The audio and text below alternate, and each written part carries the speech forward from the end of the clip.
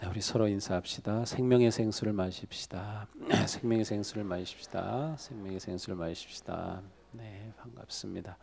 오늘도 온 우리 자녀들 사랑하고 축복합니다. 우리 어린이들, 학생들, 청년들, 네, 주님의 은혜가 우리 인생길에 넘치기를 축복합니다.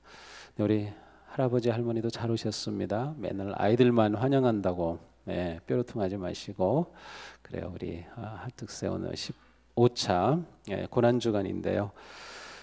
오늘은 전통적으로는 Maundy Thursday, 세족 목요일이라고 합니다. 그래서 예수님께서 제자들과 함께 마지막 만찬을 하시고 제자들의 발을 씻기셨던 것을 기념하는 그런 절기이기도 합니다. 한번 집에서 세족 목요일을 한번 해보시기 바랍니다. 우리 남편들 아내 발 좀 이렇게 씻어주시고요. 고개 끄덕끄덕 하신 분들 하실 것 같아요. 네, 우리 자녀들 또 씻어주면서 한번 집에서 하는 세종 목요일도 의미 있을 것 같습니다. 2003년 4월 26일 제가 뭐 이 날짜를 꼭 기억하는 건 아닌데요. 찾아보니까 그날이 2003년 4월 26일이었어요. 저는 이제 시골에 있는 조그만 미국인 교회에서 목회하고 있을 때였는데 아론 랄스톤이라고 하는 그런 남자가 있었는데 이 아론 랄스톤이 굉장히 그 산타기를 좋아합니다. 미국에는 이제 캐년이라고 하면 깊은 1km도 더 되는 그런 계곡이기 때문에 사실은 캐년은 계곡이란 뜻이지만 동시에 높은 산을 의미하기도 합니다. 그래서 이 캐년을 등정하는 그러한 아주 전문가이기도 했습니다. 그래서 이 사람이 이 아론이라고 하는 이 사람이 그날도 유타주에 있는 블루잔 캐년이라고 하는 것을 이제 등반하게 됩니다. 그럼 뭐 이게 일상 가운데 뭐 늘 있기 때문에 뭐 내가 어디로 간다고 뭐 가족에게도 얘기하지 않고 그냥 훌쩍 배낭을 메고 이렇게 등반을 떠났습니다. 근데 내려오다가 잘못해가지고 이 오른팔이 바위에 끼고 말았습니다. 근데 이 바위는 뭐 꿈쩍도 하지 않습니다. 뭐 수십 톤이 넘는 엄청난 바위 아래에 이 손이 깔리고 말았는데 아래로는 20m 더 절벽으로 내려가야 이제 지상이 되는 그러한 상황이었습니다. 아주 이 건장한 남자, 키도 굉장히 크고요. 이렇게 모습 보면 아주 참 늘 이렇게 등반하니까 얼마나 건장했어요. 근데 이 팔이 끼었는데 꼼짝을 안 해요. 뭐 바위가 움직이지도 않고 그래서 빼기 위해서 아무리 노력해도 빠지지 않습니다. 그렇게 5일간 꼼짝없이 갇혀가지고 그는 기진맥진합니다. 오른팔이 꼈기 때문에 왼손으로 겨우 뭐 배낭에 있는 거 꺼내서 가져갔던 물 다 마시고 뭐 조금 싸갔던 그러한 샌드위치 같은 거 다 먹고 더 이상 버틸 가능성이 없어졌습니다. 그것은 사람이 그렇게 지나다니는 곳도 아니었습니다. 뭐 자기가 이곳으로 온다는 얘기를 했으면 헬리콥터라도 떠서 찾을 텐데 전혀 그럴 가능성도 없습니다. 결국 이 사람이 결심을 합니다. 그것은 이 오른팔을 빼내는 방법은 이 팔을 자르는 수밖에 없습니다.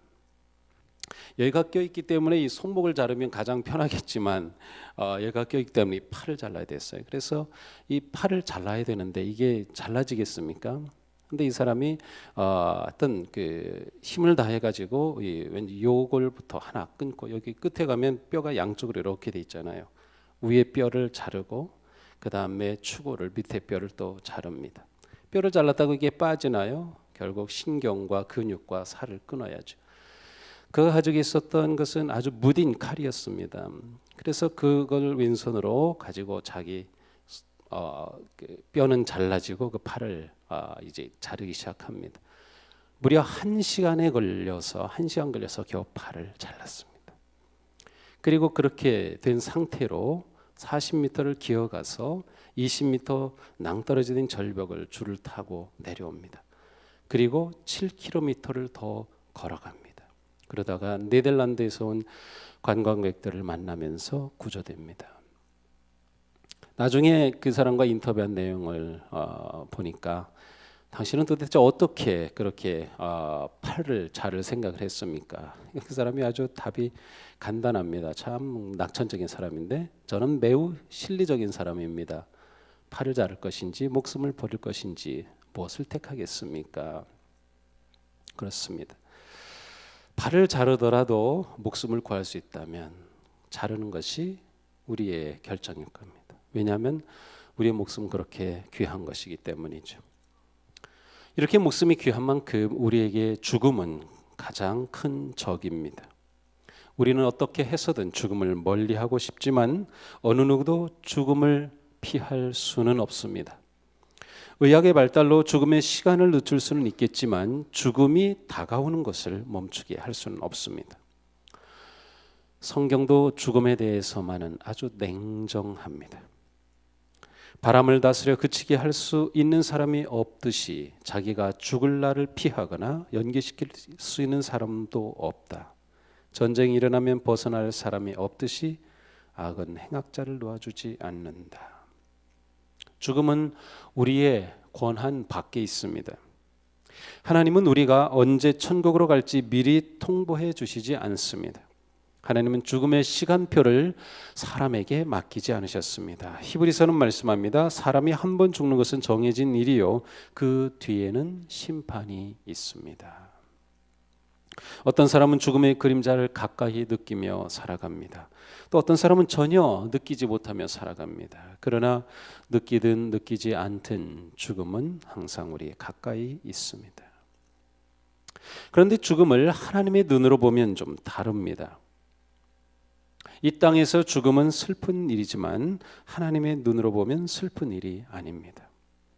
전도서 7장 1절에 말씀합니다. 명예가 값비싼 향유보다 더 낫고 죽는 날이 태어나는 날보다 더 낫다. 죽는 날이 태어나는 날보다 더 낫다고 합니다. 왜 그런가요? 죽음은 성도에게 하늘나라로 들어가는 새로운 탄생이기 때문에 그렇습니다. 마치 분만실 앞에서 아기가 태어나는 것을 기다리는 부모와 같이 하나님은 우리가 천국에서 태어나는 것을 기다리실 것입니다. 이 세상에서는 죽음의 장례 행렬이 이어지지만 그 순간 천국에서는 잔치가 벌어진다는 사실입니다. 하나님의 자녀들이 이 세상을 떠나는 순간 하늘나라에서는 결코 슬픔의 눈물은 흐르지 않습니다. 하지만 이 세상에서 있는 우리는 죽음을 슬퍼합니다. 죽음을 두려워합니다. 사람인 것은 자신의 죽음을 생각할 줄 알기 때문입니다. 하지만 만약 그 죽음의 공포와 두려움 때문에 현재 살아가는 삶을 누리지 못한다면 그것은 매우 어리석은 것입니다. 플로렌스라고 하는 여인이 있었습니다. 그는 평생 내가 언제 죽을지 모른다고 하는 그러한 두려움에 사로잡혀 살았습니다. 얼마나 죽는 것이 걱정이 되었든지 37살부터는 아예 집 밖에 거의 나가지도 않고 그냥 침대에 거의 누워서만 살다시피 하였습니다. 37살에 죽음이 두려워서 집안에만 그렇게 갇혀서 살았습니다. 그렇게 몇 년을 살았는가 하면 53년을 살았습니다. 그녀가 그렇게 두려워하였던 죽음은 90세나 되어서야 찾아왔던 것이죠. 그러니 그 지난 53년간 그녀는 아무 일도 못하고 삶의 즐거움도 누리지 못하고 기쁨도 전혀 누리지 못했어요. 그녀는 죽음의 강박증에서 벗어나지 못했어요. 의사들도 여러 가지로 처방하고 찾았지만 이 여인에 대해서 어떻게 할 줄을 전혀 몰랐습니다. 그러나 이 여인이 원래 그랬던 것은 아닙니다. 원래 이 여인은 크림 전쟁이 일어났을 때 아주 유명해진 여인이었습니다. 역사상 가장 위대한 간호사로 꼽히는 백의의 천사 플로렌스 나이팅게일이 바로 이 여인입니다. 그녀는 전쟁 기간 동안 3년 그 동안에는 죽어가는 사람들을 살려주는 간호사로서 아주 많은 사람들에게 감동을 줬던 여인이었는데 죽음의 강박증에 사로잡히면서 나머지 여생은 너무도 무의미하게 살았던 거죠. 우리에게도 때때로 죽음의 공포가 다가옵니다. 그러나 죽음의 공포가 우리의 삶을 갉아먹게 하는 것은 어리석은 일입니다. 죽음을 진지하게 생각하고 죽음을 느끼며 참된 인생이 목마르다면 우리는 은혜의 생수를 기꺼이 넉넉히 마셔야만 합니다. 예수님이 이 세상에 오신 목적을 히브리서는 이렇게 말씀합니다. 예수님이 오신 것은 일생 동안 죽음의 공포 때문에 종노릇하는 사람들을 해방시키기 위함이라고 말씀합니다. 예수 그리스도 안에서 죽음은 아무 능력을 발휘하지 못합니다. 그리스도 안에서 죽음은 자신의 관할 구역을 넘어설 수 없습니다. 사도 바울은 말씀합니다. 그리스도께서 죽으셨다 살아나신 것은 죽은 사람에게도 산 사람에게도 다 주님이 되시려는 것입니다. 우리의 주님 예수 그리스도님은 우리의 삶과 죽음까지 모두 다스리시는 주님이시다. 죽음이 슬픔인 것은 단지 세상의 일에 불과합니다. 예수 그리스도 안에 있는 사람에게 죽음은 결코 영원하지 않습니다. 오히려 죽음은 영원한 생명을 향한 문이 되는 것입니다. 하늘나라 백성은 영원한 죽음이란 존재하지 않는다는 것을 분명히 알고 있습니다. 예수님은 우리의 삶과 죽음도 다스리시며 영원한 생명의 주님이 되시기 때문입니다. 그래서 예수님께서 우리에게 주시는 샘물은 영원한 생명의 샘물입니다. 그 샘물을 마시는 자는 죽음의 공포에서 벗어나며 죽음의 두려움을 이길 수 있으며 이 땅에 살아가는 생명을 더 가치 있고 의미 있게 살아가게 됩니다. 베다니의 나사로가 죽었을 때에 예수님은 우리 친구 나사로가 잠들었도다 내가 그를 깨우러 가노라 라고 말씀하셨습니다. 이미 그는 장사된 지 나흘이나 되었습니다. 그러나 주님이 그에게 오셔서 말씀하십니다. 나사로야 나오너라. 이 사건은 예수님의 죽으심과 부활을 예표할 뿐만 아니라 예수 그리스도 안에 있는 성도의 죽음은 잠에 불과하다는 것을 보여주기도 합니다. 잠들었다 깨어나면 하늘나라에 있는 우리 자신을 발견하게 될 것입니다. 그렇다면 이 이야기를 뒤집어 이렇게 볼 수도 있습니다. 나사로가 잠에서 깨어보니 하늘나라에 와 있습니다. 그곳에서 모세도 만나고 아브라함도 만나고 다니엘도 만나고 그가 그렇게 좋아했던 모든 믿음의 사람들을 만날 것입니다. 그래 너무나도 즐겁게 이야기하며 세상에 있을 때 그 대단했던 그런 믿음의 역사들을 이야기하는데 친숙한 소리가 들립니다. 나사로야 나오너라. 예수님 목소리 아니야? 아마 그랬을 것 같아요. 나사로 내가 세상에서 할 일이 있는가 봐. 다시 가봐야겠어. 그 순간 나사로가 거꾸로 문을 지나니 그의 몸은 칭칭 동여매여 있고 차디찬 무덤 안에 누워있는 자신을 보았을 겁니다. 그리고 그는 주님의 음성에 순종하여 일어나 열린 문 밖으로 걸어나갑니다. 그 밖에는 울고 있던 마리아, 마르다, 예수님 많은 사람들이 있었겠죠. 나사로는 아마 이후의 인생은 다시 죽었지만 달랐을 것입니다. 하늘의 기쁨을 맛보았던 그는 언제나 그 하늘로 갈 그날을 기다렸을 것입니다. 동일한 믿음을 가졌던 사도 바울도 오늘 본문에 고백합니다. 썩을 이 몸이 썩지 않을 것을 입고 죽을 이 몸이 죽지 않을 것을 입을 그때에 이렇게 기록한 성경 말씀이 이루어질 것입니다. 죽음을 삼키고서 승리를 얻었다. 죽음아 너의 승리가 어디 있느냐? 죽음아 너의 독침이 어디 있느냐? 죽음의 독침은 죄요 죄의 권세는 율법입니다.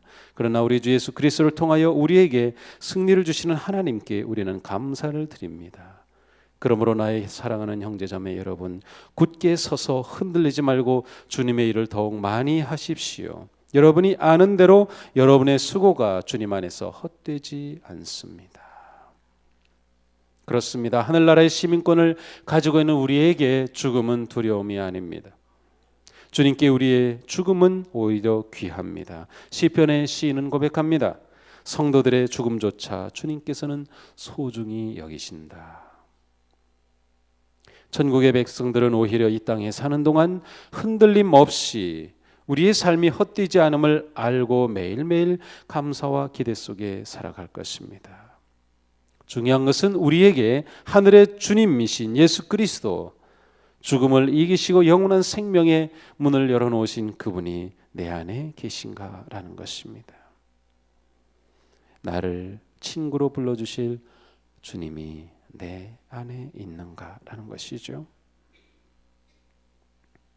죽음을 가까이 생각하면 생각할수록, 죽음을 깊이 생각하면 생각할수록 오히려 우리의 현재의 삶에 소망이 생기며 현재의 삶이 더 소중하게 다가올 것입니다. 내 안에 생명의 주님이 계신가? 내 안에 그리스도께서 살아계신가? 내 안에 생명수이신 주님이 계신가? 이것이 우리에게는 더 중요한 물음입니다. 예수 그리스도께서 내 안에 계신 생명의 주님이시라면 우리에게 진정한 집은 하늘나라입니다. 그러므로 이 세상의 삶은 우리가 흔히 말하듯 순례인 것입니다. 죽음은 하늘나라로 들어가는 문입니다. 이 믿음 속에서 우리는 모든 삶 가운데 다가오는 것들을 넉넉히 이겨낼 수 있습니다. 죽음의 공포도 이겨낼 수 있는 것이죠.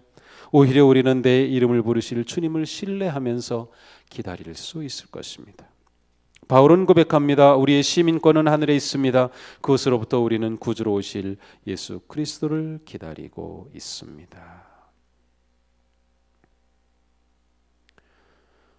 그리스도께서 죽으심으로 우리에게 가져오신 그 놀라운 천국의 소망, 우리는 오늘도 그 소망을 가지고 믿음으로 설 수 있기를 바랍니다. 매일매일 하늘나라의 소망으로 나아가기를 바랍니다. 항상 주님께 내 생명을 맡기고 그리고 내 죽음도 맡기고 오직 생명의 주님을 의지한다면 우리의 삶은 더욱 기쁘고 소망이 넘치게 될 것입니다. 우리는 우리의 삶의 마지막 순간도 주님께 맡겨졌다면 지금 살아가는 우리의 삶도 또한 주님과 함께 승리하는 삶이 될 것을 신뢰할 수 있습니다. 예수님, 영원한 생명의 주님이신 예수님, 생명수 근원이신 예수님, 그분이 나와 함께 있나요? 그분이 내 안에 계신가요? 이 시간 우리가 그분을 내 삶에 모시고 내 주님으로 고백하며 그분을 따른다면 우리의 삶은 훨씬 기쁘고 소망이 넘칠 것입니다. 심지어 우리의 죽음도 달콤한 죽음이 될 것입니다. 그러므로 이러한 믿음을 가진 우리는 사도 바울의 고백과 같이 살 수 있습니다. 그러므로 내 사랑하는 형제들아, 견실하며 흔들리지 말고 항상 주의 일에 더욱 힘쓰는 자들이 되라. 이는 너희 수고가 주 안에서 헛되지 않은 줄 알미라. 주 안에 있는 우리의 삶은 결코 헛되지 않습니다.